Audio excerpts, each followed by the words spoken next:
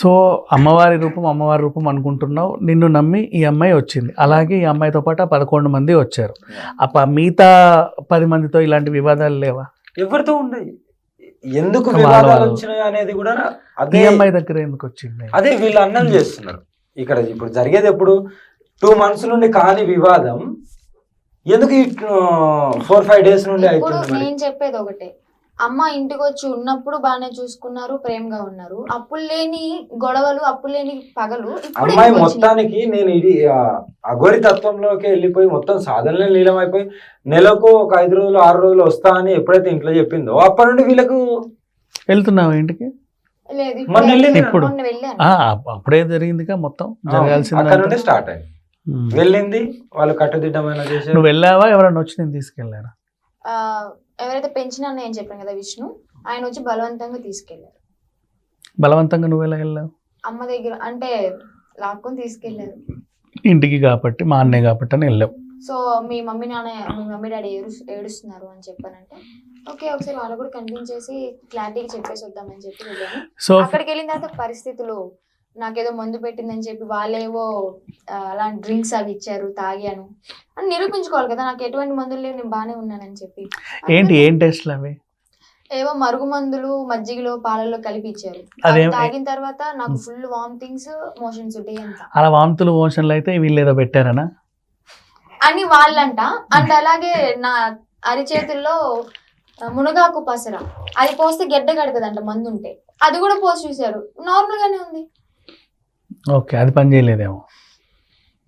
నాకు ఎటువంటి మందులు పెట్టలేదు, ఎటువంటి వశీకరణ జరగలేదు, ఎటువంటి చేతబడి జరగలేదు. సో నీ ఇష్ట ప్రకారంగానే నువ్వు వచ్చావు. ఎవరి బలవంతం లేదు, ఎవరి ఫోర్స్ లేదు, నా ఇష్టానుసారం వచ్చాను. నేను మళ్ళీ చెప్తున్నాను, నేను చేయాలనుకుంటే డైరెక్ట్ చెప్పి చేస్తా. ఇలా వశీకరణ చేసి ఆడపిల్లలను తెచ్చుకొని ఏదో దేశాలకు అమ్ముతున్నట్ట. ఏ దేశాలకు ఎంతమందికి అమ్ముతున్నా అది కూడా నిరూపించండి మరి, అంతే కదా, నిరూపించాల్సిన అవసరం కూడా ఉంది ఎవరైతే వెలిగేషన్ చేస్తున్నారో వాళ్ళు. సో ఇదే అమ్మాయిని నువ్వు మళ్ళీ 5 ఏళ్ల తర్వాత 10 ఏళ్ల తర్వాత కూడా ఇలాగే చూపించగలవు 100%. అప్పుడు తను కూడా ఇంకా కొంచెం సీనియారిటీ పొందిన సాధ్యులాగా అయ్యిద్దేమో మేబీ. అలా అవ్వాలనేది నీ కోరిక, హిమాలయాల్లో తపస్సు చేయాలనేది నీ కోరిక. ఎందుకు కలిగింది అసలు ఇది? నేర్చుకుంటాను కదా. అంటే బీటెక్ 2nd year నువ్వు, అవునా? ఈ వయసులో ఎందుకు ఇది కలిగింది? అంటే దేన్ని చూసి ఏదో చూడాలి కదా, సంథింగ్. నేను చిన్నప్పటి నుంచి శివయ్యకి భక్తురాలు. ఓకే. సో అలాగా కొన్ని అఘోరా వీడియోస్ చిన్నప్పటి నుంచి చూస్తాను నేను. నాకు 17-18 years ఉన్నప్పుడే కొంచెం ఇంట్రెస్ట్ అనేది వచ్చింది. అయితే 21 years కి ఈ దీక్ష అనేది తీసుకున్నాను. అంటే మంచి గురువు కోసం చూస్తూ ఈయన ఓకే అనిపించి చాలా మంది చెప్పారు ఈయన దగ్గర సాధన బాగుంటది అని చెప్పాను, అలా తీసుకోవడం జరిగింది. నీకు లైంగిక కోరికలు వాంఛలేని లేవు? లేవు. నేను పెళ్లి కూడా వద్దని చెప్పి ఇంట్లో వాళ్ళని ఒప్పించుకున్నాను, వాళ్ళు ఓకే అన్నారు. అలాంటి కోరికలు నాకు. అబ్బాయి మీద మోజు కానీ ఇంకా ఏమీ లేవు నీకు? ఏ అబ్బాయి కనిపించగా నా సోదరుడు, నా నాన్న, అన్నయ్య, అంతే. మరి ఈ వివాదాలు చూసినప్పుడు, ఇట్లాంటి వార్తలు విన్నప్పుడు ఏమనిపిస్తుంది నీకు? బేసికల్లీ జనాలు ఏదైనా ఒక మ్యాటర్ దొరికితే 10 రోజులు మాట్లాడుకుంటారు, నెగిటివ్ అయినా పాజిటివ్ అయినా అది మాత్రం పోర్ట్రే చేయాల్సిందే వాళ్ళు. అది ఇంక వాళ్ళకే వదిలేస్తాను, దాని గురించి పట్టించుకుని అదే మైండ్ లో. నేను పిలవడానికి కూడా కారణం అదే. బేసిక్ ఏంటంటే ఇంత చండాలమైన ఆరోపణలు ఎదుర్కొంటే నాకు నచ్చినది ఏంటంటే, యాక్చువల్ చెప్పాలి, పిలవడానికి కారణం లోకులు కాకలు ఏమవుతారు వాగుతారు, మనం కాదు కదా అన్నట్లుగా తీసి వెళ్తున్నారు మీరు. ఈ తత్వం ఎక్కడ తగిలింది నీకు?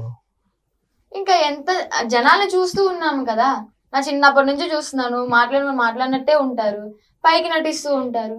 ఫ్యూచర్లో కూడా నీకు ఎప్పుడన్నా మళ్ళీ మీ అన్నయ్య వచ్చి నువ్వు అమ్మ నాన్న ఏడుస్తున్నారు రా అంటే? నా ప్రాణం పోయేంత వరకు నేను అమ్మతోనే ఉంటాను, వాళ్ళతో అస్సలు వెళ్ళను. వాళ్ళతో అంటే కన్నారు కదమ్మా. నేను ఫోన్లు మాట్లాడతాను, వాళ్ళకి ఇష్టమైతే నేను ఇంటికి వెళ్తాను, ఉంటాను, ఏదైనా ఫెస్టివల్స్కి పిలిచినా వెళ్తాను. కానీ వాళ్ళు ఒప్పుకోవట్లేదే, నాతోనే ఉండాలి, నువ్వు వెళ్ళకూడదు అంటే. నాకంటూ కొన్ని ఇష్టాలు ఉంటాయి కదా, నా ఇష్టాన్ని నేను చంపుకోలేను కదా. ఎంత తల్లిదండ్రులని పెంచారు, మంచిగా చూసుకుని కాదనట్లే, కానీ నా ఇష్టాన్ని చంపుకొని ఉండలేను కదా. ఓకే, నెక్స్ట్ ప్రయాణం ఎక్కడికి? గుజరాత్ వెళ్తాను. గుజరాత్ లో ఎవరున్నారు? జ్యోతిర్లింగాలకు దర్శనానికి. అక్కడ ఇలాంటి అమ్మాయి ఎవరు లేరా? ఎందుకు ఉన్నారు కదా. నీ 11 మంది ఎక్కడెక్కడ ఉన్నారు? బేసికల్లీ గుజరాత్ లో ఉన్నారు, రాజస్థాన్ లో ఉన్నారు, అమ్మో, ఎంపీలో, బాబోయ్, ఉత్తరాఖండ్ లో 2, బీహార్. ఓయ్ కర్ణాటక. ఎక్కడ పట్టావు వీళ్ళందరినీ? అంటే నాకు ఇలా ఇప్పుడు ఈ కూతురు అయితే ఎలాగొచ్చిందో అలాగే వచ్చి నేర్చుకోదామని వచ్చిన వాళ్ళే. మరి ఎన్ని రాష్ట్రాల్లో వివాదాలు ఏం లేవు, ఇక్కడ ఎందుకు వస్తుంది నీకు? అది అంటే విషయం ఏంటంటే నువ్వు పుట్టింది ఇక్కడే. అవును, ఏదో మంచి చేద్దాం అనుకున్నాం కానీ చెడు చేస్తున్నారు. అదే ఎందుకు చేస్తున్నారు నీ మీదే? టార్గెట్ ఏంటి? ఏం కావాలి కదా? ఇదే అఘోరాలు చాలా మంది కాశీలో ఉంటారు, హరిద్వార్ ఉంటారు, రిషికేశ్, గయా ఎక్కడ చూసినా ఉంటారు. అక్కడ వేరే రకంగా ఉంటుంది, నార్త్ లో సౌత్ లో కొద్దిగా వేరే రకంగా ఉంటుంది. ఇక్కడ కొద్దిగా కనిపించరు, కనిపించిన వాళ్ళు వేరే రకంగా చూస్తారు. వీళ్ళకి ఇష్టానుసారంగా ప్రవర్తిస్తున్నారు. వీళ్ళ గుడికి పోవడం, గుళ్ళో కొబ్బరికాయలు కొట్టడం, దండేయడం, నా బాధలు పోవాలి, నా కష్టాలు తీరాలి, నా అప్పులు తీరాలి తప్ప వేరేది ఏమి తెలియదు. వాళ్ళు ఏమన్నా త్యాగాలు చేసిన, ఎన్ని సంవత్సరాలు తపస్సు చేసిన, వాళ్ళు అసలు నిజంలో అఘోరేనా కాదా ఇవన్నీ తెలుసుకోవాల్సిన అవసరం లేదు వీళ్ళందరికీ. కానీ వీళ్ళ కష్టం తీరాలి, ఒకళ్ళు ఫ్రీగా కావాలి. సో ఇప్పుడు ఎలాంటి ఆరోపణలు అయితే నీ మీద చేస్తున్నారు, లైంగిక ఆరోపణలు కానీ కొంచెం నీచమైన ఆరోపణలు కూడా ఉన్నాయి. ఎక్కడెక్కడో సిగరెట్లు పెట్టడము, అది పెట్టమని, ఇట్లా చెండాలి. నాకు మాట్లాడడానికి నీకు తెలుసు నా లాంగ్వేజ్ ఎలా ఉంటుంది, నేను ఎప్పుడు అలాంటివి మాట్లాడను. నేను ఒకటే మాట్లాడినా, నీ సమాధానం ఏంటి అసలు? ఇంకా ఎన్నన్నా ఆరోపణలు చేసుకొని నేనేంటో నా గురువుకు, నా శివయ్యకు, కాళీమాతకు తెలుసు. ఇంకొకళ్ళు నాకు సర్జరీ చేసిన నా డాక్టర్కి తెలుసు నేను దేనికి, ఏంటిది, ఎక్కడెక్కడ ఏం జరుగుతుంది అనేది. ఆయనకైతే అన్నీ తెలుసు కదా. మరి ఇవన్నీ ఇలాంటి ఆరోపణలు నేను అదే చెప్పిన, బిడ్డ కూడా అదే చెప్పిన. అమ్మ నాతో వస్తున్నావు కదా, నాతో వచ్చినప్పుడు నేను తెలంగాణలో స్టార్టింగ్ నుండి నన్ను మొత్తం బ్యాడ్గా పోర్ట్రేట్ చేశారు. తట్టుకొని ముందుకెళ్తా. ఈ చెవితోనే వదిలేసాయి, ముందుకెళ్తున్నట్టు నువ్వు సాధనలో పీక్స్ లో. మరి రెచ్చగొడితే అప్పుడప్పుడు రెచ్చిపోతున్నావు, అదెందుకు? ఏంటి రెచ్చిపోతున్నావు? నువ్వు రెచ్చగొడితే ఆవేశం కలిగిస్తే కోపం వస్తుంది. కోపం కాదు, అది చిరాకు పడుతున్నావు, అంటున్నావు. అదే నేను అంటున్నా, ద టూ కోనర్స్ అతలాకుతలం చేస్తుంటది అప్పుడప్పుడు. అదే ఎందుకు చేస్తుంది అని. ఇప్పుడు నేను సురక్షితంగా ఒక ప్లేస్ లో, ఇప్పుడు నేను తెలంగాణ ఉన్నాను, రేపు పొద్దున కర్ణాటక వెళ్ళొచ్చు, లేకుంటే కేరళ వెళ్ళొచ్చు, తమిళనాడు వెళ్ళొచ్చు. నాకు నిద్ర ఉండదు, టైంకు తిండి ఉండదు. నేను భిక్షాటన చేస్తాను, ఓకేనా? హోటల్లో పోయో 5 స్టార్లో పోయో తినే రకం కాదు. ఇళ్ళల్లో ఎవరైనా భోజనానికి వెళ్తాను, లేకుంటే ఎవరైనా తెచ్చిస్తే తింటాను, ఎవరైనా పెట్రోల్ కొట్టించుకుంటాను, ఓకేనా? నిద్ర ఏదైనా చెట్టు కిందనో లేకుంటే ఇంకెక్కడనో పోయి పడుకుంటాను తప్ప ఇళ్ళల్లోనో అలా ఉండదు. ఆ పర్టికులర్ టైంలో నాకు వీళ్ళు ఫోటోలనో ఇంకోటనో ఇలా నన్ను డిస్టర్బెన్స్ చేయడం వల్ల నేను ఎందుకంటే ట్రావెల్ చేస్తూనే ఉంటాను, ఈ గుడి ఆ గుడి, అక్కడ దర్గా ఇక్కడ దర్గా, ఇలాంటివి చేస్తూనే ఉన్నాను కదా. సో ఎక్కడ పడితే అక్కడ ఉంటా అంటున్నా, వీళ్ళకి ప్రొటెక్షన్ ఎలా ఇవ్వగలవు? నా ప్రాణం అడ్డేశాను, నన్ను నమ్మి వచ్చింది ఆడపిల్ల, రాష్ట్రం దాటి నైట్ 1 గంటకు నన్ను రీచ్ అయింది ఒక్కతే.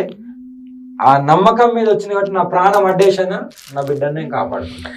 కానీ ఈమె వెళ్తే నాకు సంబంధం లేదు, ఈమె వెళ్ళను, నేను అమ్మతోనే ఉంటా అంటే నా ప్రాణం అడ్డేశాను, నేను కాపాడతాను. ఇది ఎంత దూరం అని నేను వెళ్తాను.